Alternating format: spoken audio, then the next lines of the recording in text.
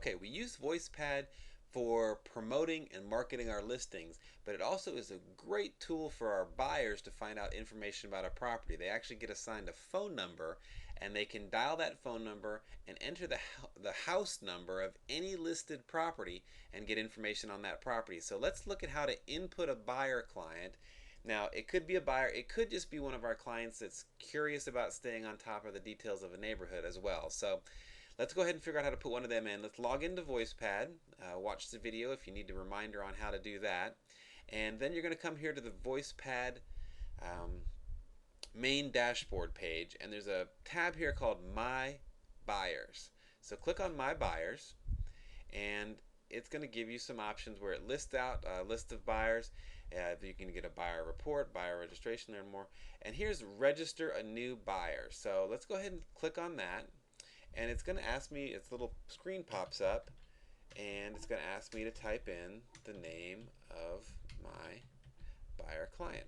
Then it's going to ask me for a phone number. So I'm going to type in as many phone numbers as I have for the client, because what that does is it's going to identify that phone number with that client, and they are going to, anytime they dial off that phone number, it's going to email information about the property they called on to them. So it's a great, I guess, use of technology where they're marrying the two. And of course, to be able to do that, they need an email address as well. So I'm going to put that in here. Email on property matches. So you want to have yes there. Just hit save. And what that's done, that's going to go ahead and get them registered. They're ready to go. Now we're going to have to go ahead and notify them, and there's some things we're going to want to do on the other end.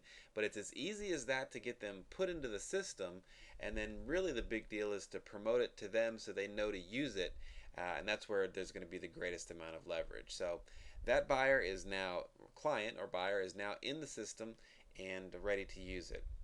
We might also use this for somebody who, again, they might stay in their house and be in their house happily, but they just want to stay on top of the neighborhood. This might be a seller you want to give this to so that they can call and find out what's going on around as they're driving around so they can stay on top of the market. So although it's called a buyer, it's probably new client registration would be a more accurate or a more appropriate name for it, and you would use it there. So now you know how to do that. As always, call, email, or text if you've got questions, and thank you very much for everything that you do.